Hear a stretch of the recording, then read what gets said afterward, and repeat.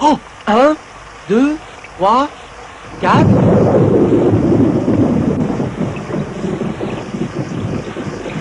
Disons 1 kilomètre. Le cœur de l'orage doit être à 1 kilomètre. Mais comment fais-tu pour savoir ça? Il suffit de compter le temps qui sépare l'éclair du grondement de tonnerre qui suit. 1, 2, 3, 4, 5... La vitesse du son est de 330 mètres par seconde. Or, nous avons compté 5 secondes. Ce qui veut dire que la foudre est tombée à 1 km 650 de nous. Compris. Oui, mais attends. Est-ce que je ne dois pas prendre en compte la vitesse de la lumière? Pourquoi la lumière? Si on compte le temps entre l'éclair et le tonnerre, on doit peut-être aussi compter le temps qui précède l'éclair. Oui, peut-être. Il faut donc calculer la vitesse de la lumière. Mais tu n'y connais rien, Alex. Oh, on ne sait jamais, enfin... Hé, attends! Mais Ordi, elle doit savoir, elle! Ouais,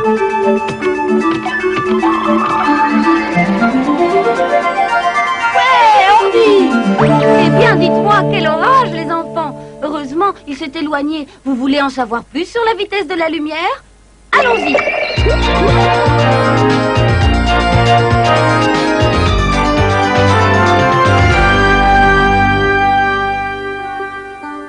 Bon nombre de propriétés de la lumière sont connues depuis fort longtemps. 4 siècles avant Jésus-Christ, dans la Grèce antique, on savait, par exemple, que la lumière se propage en ligne droite, qu'elle se réfléchit et se réfracte. Le philosophe Aristote avançait que la vitesse de la lumière était illimitée. Oui, mais qu'entendait-il par une vitesse illimitée? Il pensait qu'aucun intervalle de temps ne sépare le moment où la lumière est émise du moment où on peut la voir. Tiens, moi je pensais que cela prenait un certain temps, très court d'ailleurs. Mais les Grecs, Ordi, ont-ils réellement prouvé que la vitesse de la lumière était illimitée? C'est une bonne question, Alex. Malheureusement, les philosophes grecs n'étaient pas capables de mesurer pratiquement la vitesse de la lumière. Il y a 1000 ans, le savant arabe Al-Hazen avança que la vitesse de la lumière, bien que très rapide, avait une limite. Mais une fois encore, cette opinion ne fut ni démontrée, ni vérifiée. Je me demande bien comment, pratiquement, il est possible de mesurer la vitesse de la lumière. L'astronome, physicien et mathématicien Galilée fut l'un des premiers à essayer. Galilée, celui qui affirma que la Terre tourne autour du Soleil? C'est ça. Il faut lire ces dialogues pour retrouver cette conversation. Voilà ma question. Est-ce que la lumière se propage instantanément? Ou bien l'opération prend-elle du temps?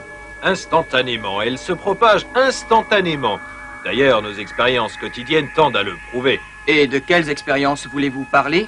Eh bien, prenons l'exemple d'un tir de canon observé à une certaine distance. On a vu le boulet sortir bien avant d'entendre le son du canon. Ceci ne prouve qu'une chose. La vitesse du son est plus lente que celle de la lumière. Je suis maintenant certain que la vitesse de la lumière n'est pas instantanée. J'ai d'ailleurs fait des expériences pour tenter de le prouver. Nous avons commencé par mesurer la distance séparant 2 points suffisamment éloignés. Mon assistant se plaçait en l'un de ces points. De mon côté, je lui adressais un signal lumineux. Et dès qu'il le percevait, il m'en renvoyait un autre. Si l'on peut mesurer le temps mis par la lumière pour faire l'aller-retour, on peut en déduire sa vitesse, puisque nous avons mesuré la distance entre les points. Alors, prêt? Oui.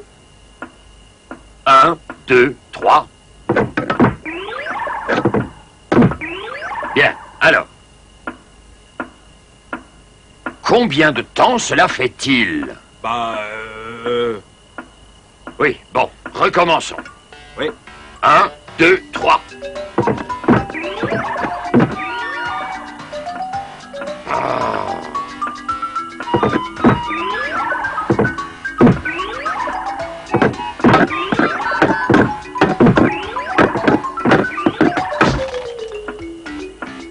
Oh, c'est trop rapide, je suis éreinté.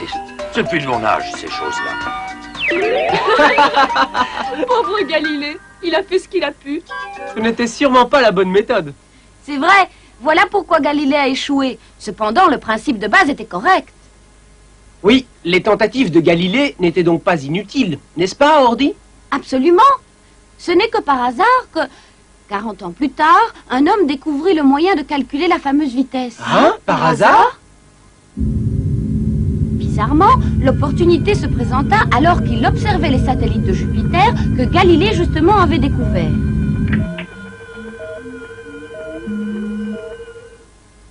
Voici donc Olaf Rømer, le premier homme à avoir véritablement calculé la vitesse de la lumière. Il observait les satellites qui se cachent par intermittence derrière Jupiter.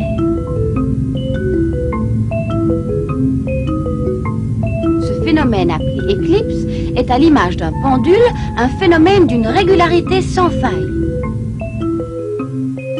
Il faut donc en déduire qu'une nouvelle éclipse se produira toutes les 42h30. Or, ce n'est jamais le cas. J'ai en effet remarqué qu'entre deux éclipses à 6 mois d'intervalle, il y a une différence de 22 minutes, soit 1305 secondes, par rapport à ce qui est prévu dans les tables de calcul. Hormis Rømer, d'autres scientifiques notèrent cette différence. Mais il fut le seul à pouvoir expliquer à quoi elle était due.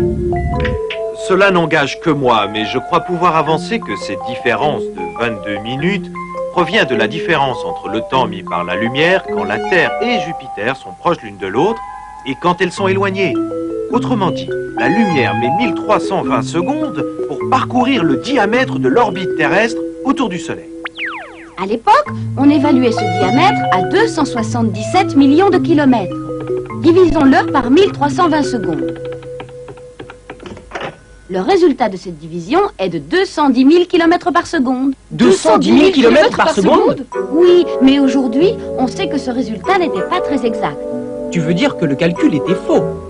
Pas le calcul, mais à l'époque, il était très difficile de mesurer exactement ces énormes distances.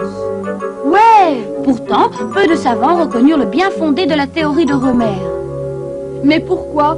Sa méthode de calcul me semblait bien plus convaincante que celle de Galilée. Oui, mais ces savants ne croyaient pas aux mesures faites avec les astres. Ils voulaient que la mesure soit faite sur Terre. Était-il possible de le faire? Sans l'invention de machines ou de trucs spéciaux, ils n'y arriveront pas mieux que Galilée, non? Oh, il a fallu encore attendre 200 ans avant qu'un dispositif approprié soit conçu. C'était en plein milieu du 19e siècle. Pour mesurer la vitesse de la lumière, le physicien français Louis-Hippolyte Fizeau réalisa une machine utilisant une grosse roue dentée. Il s'agissait d'observer la lumière qui passait entre les dents de la roue pour aller se refléter dans un miroir placé à 8 km. Belle apparition, n'est-ce pas? Regardons tout d'abord ce qui se passe lorsque la roue est arrêtée. Entendu. Allons-y. La lumière émise par la bougie passe entre deux dents de la roue, se reflète dans le miroir et reprend le chemin inverse. Maintenant, faisons tourner la roue. Quand le mouvement de rotation est lent, la lumière repasse dans le même intervalle qu'à l'aller, pour la simple raison que la lumière est très rapide. Je te vois toujours, Ordi. Augmentons la vitesse de rotation et... Aïe! Mais que se passe-t-il? Je n'y vois plus rien. Allez, à moi. Oh, vraiment très intéressant. La vitesse de rotation augmentée, la lumière emprunte alors au retour l'ouverture qui suit celle par laquelle elle est passée à l'aller, et ainsi de suite. Oh! Ça y est, viens voir, Alex. J'arrive. Waouh, fantastique. Le temps qu'une dent passe devant la lunette et cache la lumière, le rayon lumineux a parcouru 16 km. Fizeau a calculé ce temps d'après la vitesse de la roue et obtint un temps de 1/19 millième de seconde. Ce qui veut dire que pendant 1/19 millième de seconde, la lumière a parcouru 16 km. Ce qui donne pour résultat... Quelque chose comme 310 000 km par seconde. Et c'est la vitesse de la lumière. Et oui, plus tard, le français Foucault, qui utilisait des instruments plus précis, avança le chiffre de 298 000 km par seconde. Oh! Et ce n'est pas fini. En 1882, l'Américain Michelson fournit un chiffre plus précis encore, de 299 853 km par seconde exactement. Puis Michelson affirma encore ses calculs pour atteindre 299 798 km par seconde. Et voilà les enfants. Eh bien, que vous arrive-t-il? C'est que j'ai déjà tellement de mal avec mes soustractions, alors... Oui, évidemment, là, ça doit te faire rêver.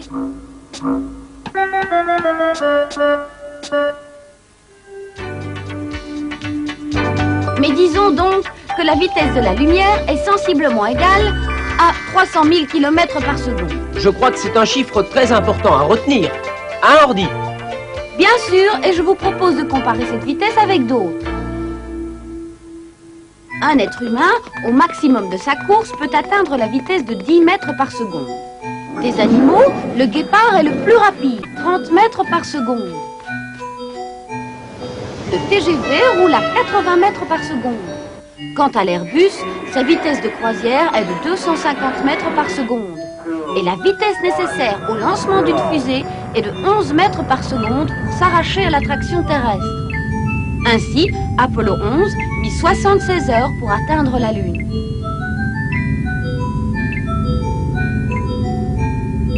Quand la lumière, elle, ne met qu'un peu plus d'une seconde. Une seconde pour atteindre la Lune? Bien sûr, puisque la Lune est à 384 000 km de la Terre. Vous vous rendez compte?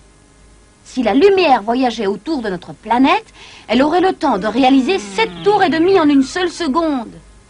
Quoi? 7 tours et demi? Oh là là, moi ça me donne le tournis. C'est affolant. Je trouve qu'une telle vitesse est difficile à imaginer. Et oui, vous comprenez que nos ancêtres aient pu croire que la vitesse de la lumière était infinie. Oh, mais on pourrait même continuer à le penser aujourd'hui. Je suis d'accord. Vous n'avez rien compris. Ah? Nos ancêtres n'avaient pas les moyens de mesurer comme nous, aujourd'hui, des vitesses aussi élevées. Oui, je n'y avais pas pensé. Donc, il suffirait d'une seconde à la lumière pour faire 7 fois et demi le tour de la Terre. Autrement dit, la lumière effectuerait un seul tour en un septième de seconde. La lumière du Soleil met 8 minutes pour atteindre la Terre. Ce qui veut dire que le Soleil que tu fixes en ce moment est un Soleil vieux de 8 minutes. En route pour un petit voyage dans l'espace.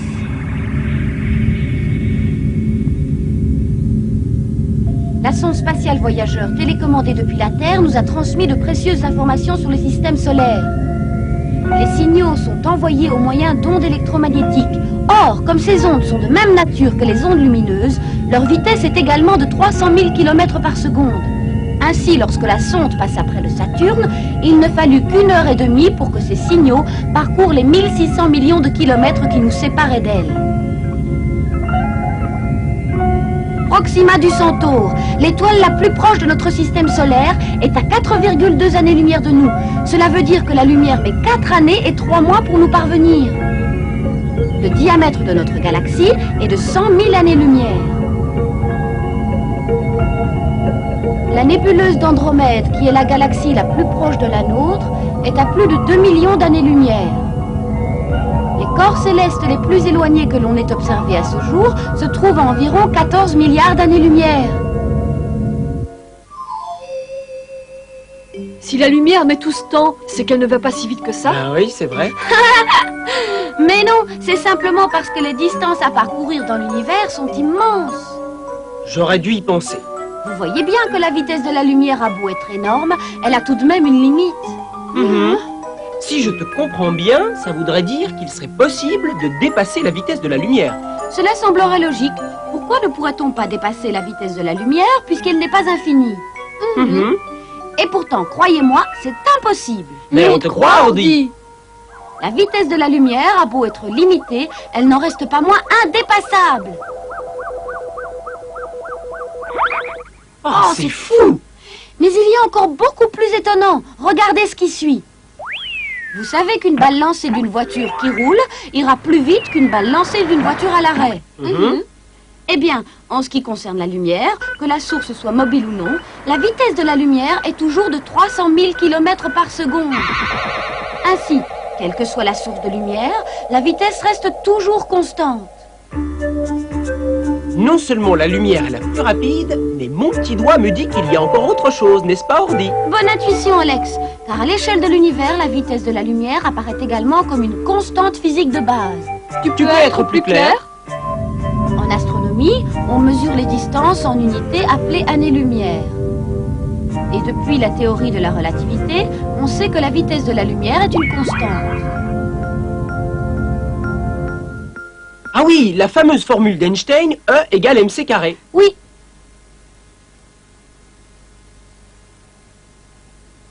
La théorie de la relativité a dévoilé l'existence de phénomènes jusqu'alors insoupçonnés. Par exemple, le temps ne s'écoule pas de la même manière pour tout le monde. Il peut sembler élastique, tout comme la forme des choses. Tu es certaine que tu ne te trompes pas, Ordi? Certaine. Tout ceci serait perceptible si on avançait nous aussi à la vitesse de la lumière. Et comme ce n'est pas le cas pour tout le monde, ces drôles de phénomènes ne peuvent être perçus dans la vie courante. Allez, Ordi, dis-nous comment on peut pénétrer ce monde extraordinaire, s'il te plaît. Rien de plus facile, il suffit de se le représenter. Oui, mais comment faut-il faire? Ce n'est pas très compliqué, c'est un travail d'imagination. Einstein n'a jamais pu voir ces phénomènes extraordinaires, mais il en a eu la géniale intuition. Ah. Ça vous dirait d'effectuer à votre tour ce voyage dans la relativité? Waouh, ça va être génial!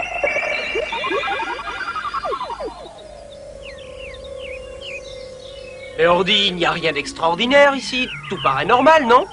C'est ce que tu crois, mais en fait ici, la vitesse de la lumière n'est que de 30 km/h, si bien que même à bicyclette, tu pourrais t'en rapprocher. Tiens, regarde qui est là! Hein? Ça vous dirait de faire un tour, les enfants? Quoi? Merci, je n'ai aucune envie de lui ressembler. Tu as vu, il est tout aplati. Eh, je ne suis pas aplati. C'est vrai, il a repris une allure normale. Quand il s'est arrêté. Il semblait tout aplati parce qu'il était en mouvement. C'est un effet de la relativité. Vous deux aussi, vous aviez l'air tout aplati tout à l'heure. Mais maintenant, vous êtes redevenus normaux. Mais je croyais que cette impression était due au mouvement. Nous n'avons pas bougé du tout. Bon, je vais essayer de vous expliquer. Tu ne te vois pas comme il nous voit. De son point de vue à lui, nous donnions l'impression de bouger. Bien, avant de partir, je dois mettre ma montre à l'heure. Hein? Il est juste 3 heures. La mienne est juste. Allons-y. Tu vois bien, Alex, on n'a pas l'impression de rétrécir. Tu as raison, Zoé. Monsieur Einstein est normal, et pourtant, cette fois-ci, nous sommes tous les trois en mouvement. Ah oui, mais là, comme nous bougeons en même temps que lui, il ne nous apparaît pas aplati. Mais regardez donc autour d'eux. Oh, ça alors? En fait, pour nous, ce qui bouge, c'est tout ce qui nous entoure. Et comme nous bougeons aussi, ceux qui nous regardent passer nous voient comme nous les voyons, déformés. C'est ce que montre la théorie de la relativité d'Einstein. Les choses ne sont pas perçues de la même manière selon le point de vue. Eh oh, pas si vite, les enfants. Ah, c'est bien la jeunesse. Mais je n'ai plus votre âge, moi. Arrêtons-nous un instant. Je suis tout essoufflé. Voilà pourtant seulement 3 minutes que nous sommes partis. Ah, ma montre me dit que ça fait presque 10 minutes. Oh, regarde l'heure à l'horloge, Alex.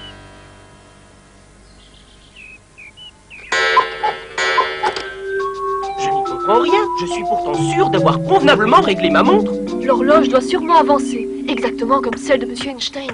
Non, non, elle n'avance pas, mais comme nous ne roulions pas à la même vitesse, elle marque des heures différentes. Mais oui, la montre de Monsieur Einstein semble avancer uniquement parce qu'il a mis beaucoup plus de temps que nous. Nous allons maintenant imaginer que nous montons à bord d'une super navette dont la vitesse approcherait les 300 000 km par seconde, comme la lumière. Alors vraiment, tu ne viens pas? Non, je n'ai pas envie de venir pour être à nouveau confronté à des phénomènes que je ne maîtrise pas. Alors, tu veux nous attendre? Oui, ce ne sera pas long. «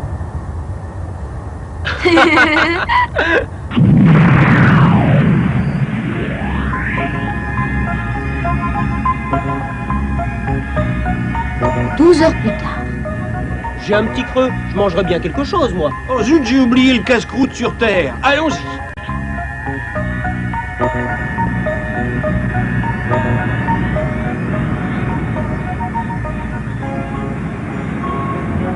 Et après 24 heures de voyage... Hé Zoé, tu es là? C'est nous, on avait oublié de... Alex! Oh, Alex, enfin, te voilà. Tu te rends compte? J'étais tellement inquiète, tout ce temps à attendre, tout ce temps. Qui est cette vieille femme, Ordi? Oh, une minute. Nous avons volé à la vitesse de la lumière 24 heures durant, Donc, cela représente 70 ans sur Terre. Oui, 70 ans, cela fait 70 ans que j'attends. Oh non, ma petite sœur, Zoé! Mon petit Alex, Alex!